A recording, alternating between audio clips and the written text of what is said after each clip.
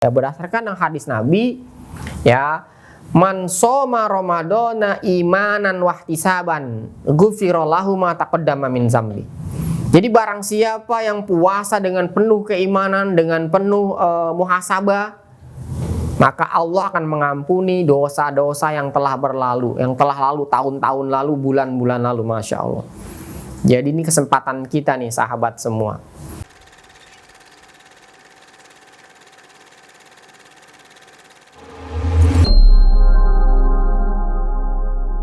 Bismillahirrahmanirrahim. Assalamualaikum warahmatullahi wabarakatuh. Alhamdulillah, wassalatu wassalamu ala rasulillah wa ala alihi wa sahbihi wa man walah.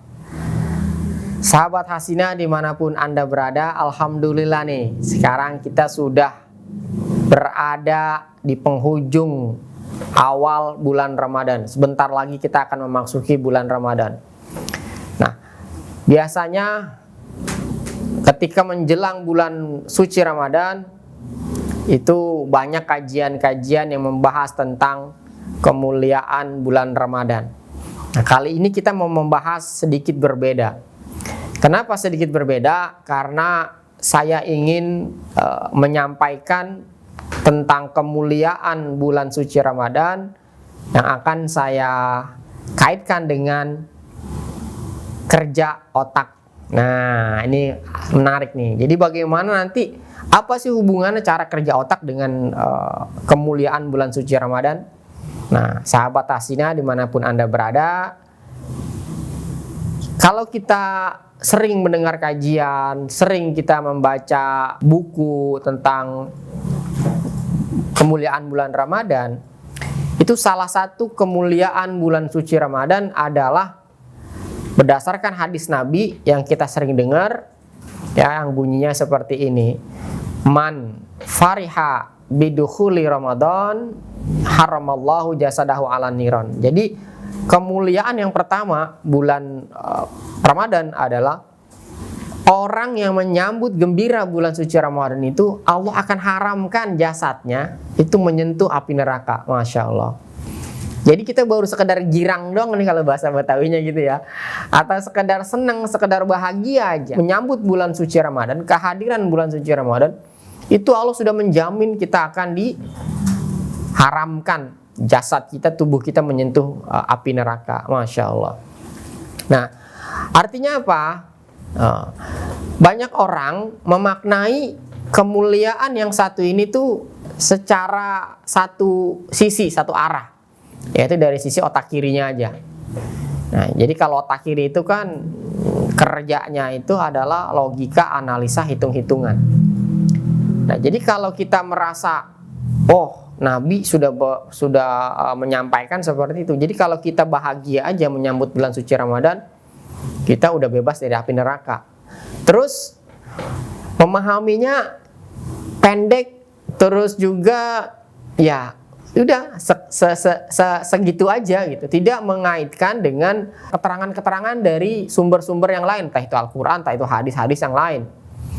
Nah, yang penting senang menyambut bulan suci Ramadan, terus ada jaminan jasadnya haram menyentuh neraka. Lalu tiba-tiba dengan pemahaman seperti itu, orang ini tidak mau beribadah secara maksimal, tidak mau meningkatkan kualitas ibadahnya selama bulan suci Ramadan, karena sudah berpikir bahwa ya tadi seneng aja udah bebas dari api neraka. Nah, ini kan pemahaman yang salah. Walaupun tadi faktanya Nabi Muhammad menyatakan seperti itu dalam hadisnya. Nah, jadi kita harus memahami lebih dalam tentang hadis ini, sahabat Hasinah dimanapun Anda berada. Jadi bukan berarti cuman senang-senang aja tapi tidak melakukan ibadah-ibadah yang lebih maksimal, ya maka ya sia-sia juga puasa kita, sia-sia juga kebahagiaan kita. Nah, artinya apa? Kalau orang bahagia menyambut sesuatu, melakukan sesuatu nih, menurut sahabat Hasinah kira-kira maksimal nggak sih melakukan kegiatan, melakukan tindakan? Tentu maksimal, harusnya seperti itu.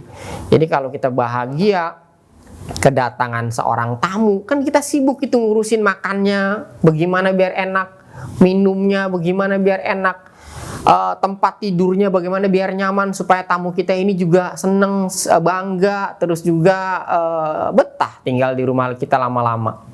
Nah, begitupun dengan menyambut bulan suci Ramadan. Artinya bukan sekedar bahagia, seneng, tapi tamunya nggak diurusin gitu. Kita cuek tuh dengan tamu, ya nggak ada apa-apanya. Tentu tamu itu akan kecewa. Nah, begitu juga dengan menyambut bulan suci Ramadan. Jadi hati-hati memaknai hadis ini, jangan kita terjebak. Ya, jadi jangan sekedar bahagia, tapi tetap harus dibarengi dengan aktivitas ibadah yang maksimal, bahkan lebih mantap lagi ketimbang sebelum-sebelumnya. Nah, itu yang pertama, harus kita garis bawahi. Jadi bahagia aja nggak cukup, harus ada tindakan-tindakan yang maksimal. Yang kedua, sahabat Hasina dimanapun berada, ya, dosa-dosa kita itu akan yang masa lalu itu diampuni oleh Allah Subhanahu Wa Taala. Ya, berdasarkan hadis Nabi, ya. Man shoma Ramadana imanan wahtisaban ghufira lahu ma taqaddama min zambi. Jadi barang siapa yang puasa dengan penuh keimanan, dengan penuh muhasabah, maka Allah akan mengampuni dosa-dosa yang telah berlalu, yang telah lalu, tahun-tahun lalu, bulan-bulan lalu, Masya Allah. Jadi ini kesempatan kita nih sahabat semua. Jadi kalau kita banyak melakukan dosa, banyak melakukan salah, baik dengan manusia, baik dengan alam, baik dengan Allah, maka ini kesempatan kita untuk meningkatkan keimanan kita, ibadah kita kepada Allah Subhanahu Wa Taala di bulan suci yang penuh dengan keberkahan ini.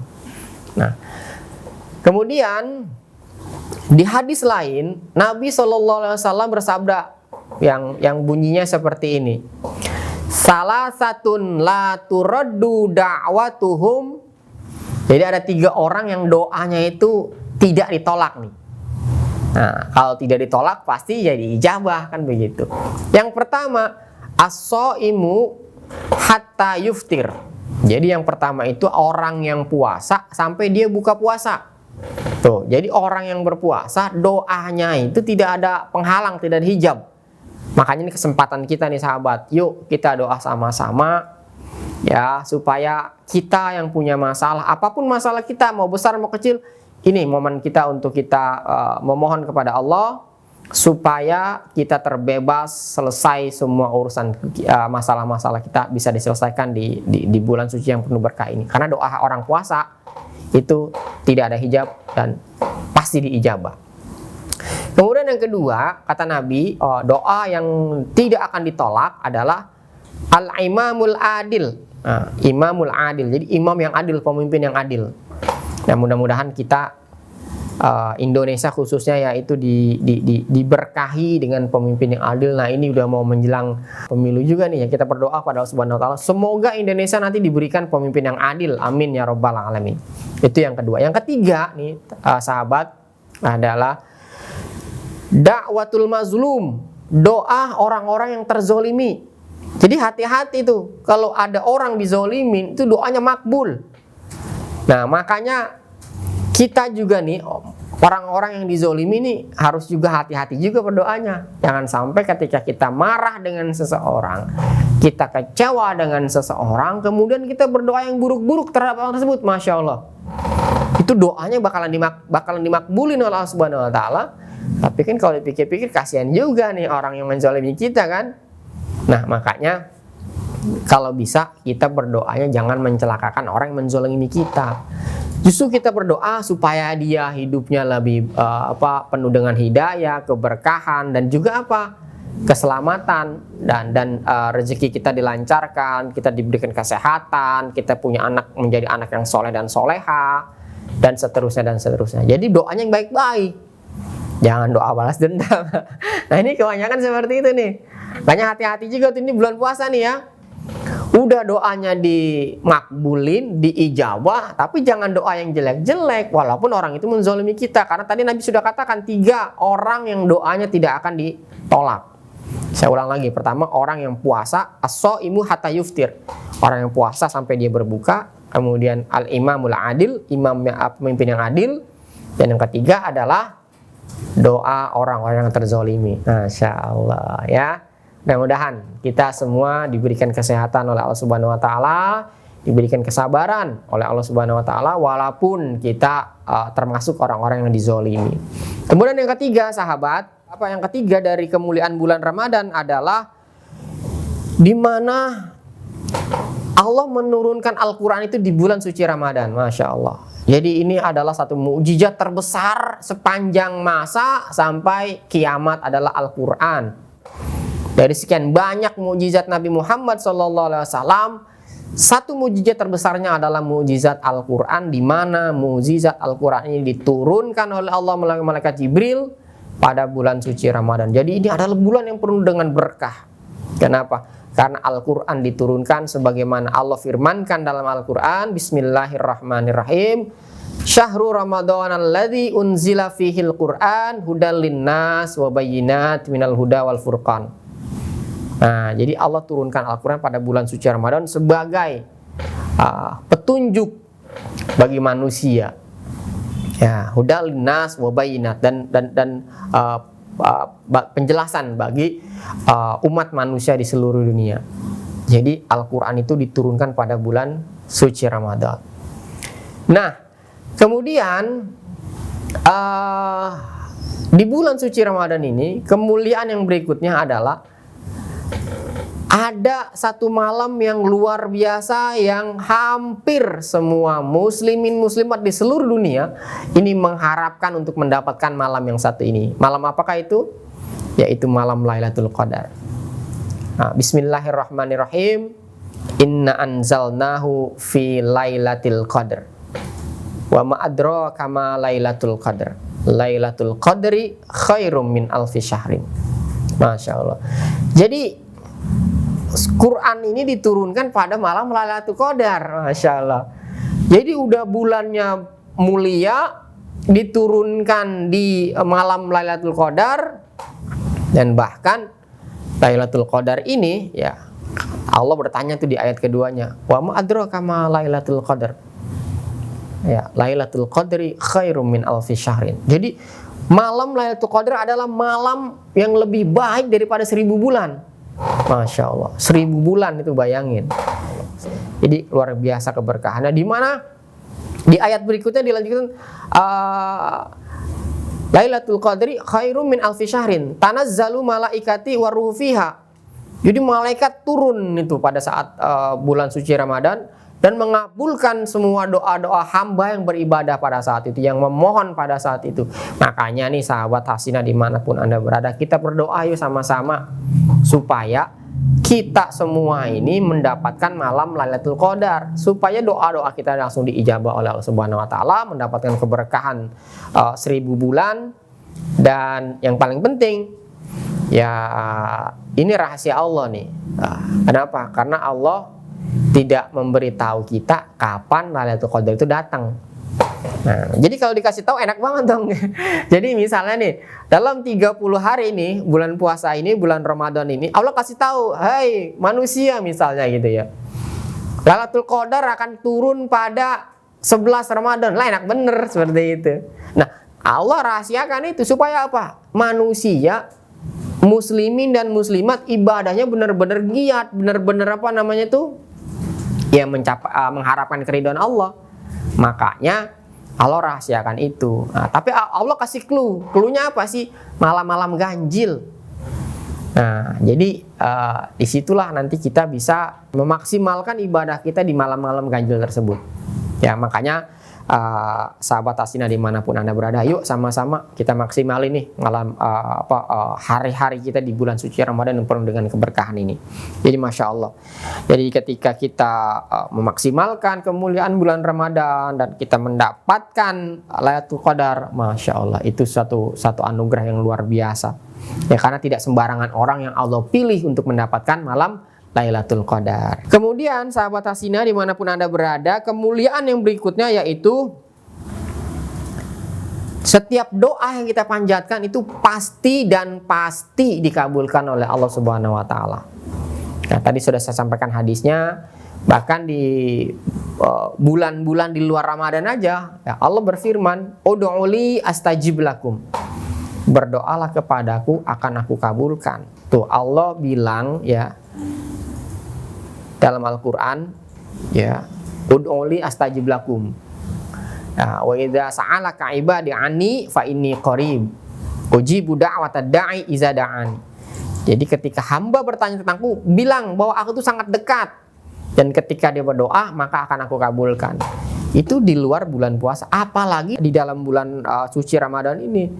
Itu pahalanya dilipat gandakan, doa semua dikabulkan. Jadi sayang banget deh kalau kita benar-benar tidak memaksimalkan momen bulan puasa ini. Karena apa? Sebelum datangnya bulan Ramadan itu orang-orang soleh itu doanya yang sering kita dengar, Allahumma barik lana fi Rajaba wa Sya'bana wa ballighna Ramadan. Jadi sejak bulan Rajab itu udah berdoa tuh, ya Allah berkahilah kami di bulan Rajab dan bulan Sya'ban dan sampaikanlah kami pada bulan Ramadan. Jadi 2 bulan sebelum bulan suci Ramadan itu kita udah berdoa, ya Allah, Allahumma barik lana fi Rajaba wa Sya'bana wa ballighna Ramadan. Berikan keberkahan di bulan Rajab dan bulan Sya'ban dan sampaikan kami pada bulan Ramadan. Nah, alhamdulillah nih, ini udah detik-detik kita akan menyambut kedatangan tamu agung. Marhaban ya Ramadan, marhaban ya Syahrul Syam. Selamat datang bulan suci Ramadan, selamat datang bulan puasa. Nah, makanya kalau kita bahagia aja tadi itu, Masya Allah, Allah udah haramkan jasad kita masuk neraka. Tapi jangan cuma bahagia, jangan cuma seneng, tapi ayo kita tingkatkan amal ibadah kita di bulan suci yang penuh dengan berkat dan rahmat ini. Nah, jadi kalau kita kembali lagi tadi, kemuliaan bulan suci Ramadan ini dengan cara kerja otak. Nah, jadi banyak orang itu tadi ketika berdoa, Allah kan tadi sudah menyatakan tuh bahwa doa yang kita panjatkan pasti dikabulkan oleh Allah. Tapi pertanyaannya, kenapa banyak doa-doa kita yang belum dikabulkan? Nah, sehingga kita mengeluh, sehingga kita suuzon kepada Allah. Padahal kita nggak pantas sebenarnya seperti itu. Nah, jadi kalau orang yang terlalu mengedepankan fungsi otak kirinya, ya maka dia melihat faktanya. Doa hari ini, tapi kok nggak diijabah? Ya itu otak kiri. Allah lebih tahu daripada hambanya. Makanya ketika kita berdoa yang yakin, itu pasti akan dikabulkan. Urusan waktunya, urusan belakangan. Yang penting Allah pasti kabulkan. Kemudian yang terakhir, nih sahabat Hasina dimanapun Anda berada, sebelum kita akhiri kemuliaan bulan suci Ramadan yang luar biasa adalah segala amal ibadah kita itu pahalanya dilipat gandakan. Ya, baca Quran, zikir, membantu orang, apalagi sedekah nih di bulan suci Ramadan, Masya Allah. Nah, ini sekedar informasi buat teman-teman sahabat Hasina dimanapun Anda berada, bahwa Hasina ini adalah satu wadah, satu lembaga yang bisa menyalurkan zakat Anda, kemudian sedekah Anda, terutama sedekah Quran. Dimana kalau kita sedekah Quran di bulan puasa ini, Masya Allah, itu pahalanya mengalir. Ketika orang baca Al-Quran itu, dari tangan satu tangan ke tangan yang lain, dari santri, ribuan santri, jutaan santri terima Quran dari kita, di mana di situ Anda adalah orang-orang yang dermawan yang terlibat di situ, Masya Allah pahalanya akan mengalir. Jadi pemirsa, sahabat Hasina dimanapun Anda berada, saya mengajak Anda semua pemirsa untuk berbagi, menyalurkan sedekahnya melalui Hasina, Yayasan Hasina Umat Indonesia. Mudah-mudahan kita semua dan pemirsa yang menonton program ini diberikan kesehatan, keberkahan, dan kelimpahan rezeki oleh Allah Subhanahu wa Ta'ala. Dan Allahumma ballighna Ramadan, dan kita disampaikan kepada bulan suci Ramadan yang sebentar lagi akan kita kedatangan tamu agung tersebut. Itu dulu untuk sesi kali ini. Mudah-mudahan apa yang saya sampaikan tadi bermanfaat buat kita semua, wabil khusus untuk saya sendiri. Dan semoga ini menjadi ladang amal buat kita semua. Wabillahi taufiq wal hidayah. Wassalamualaikum warahmatullahi wabarakatuh.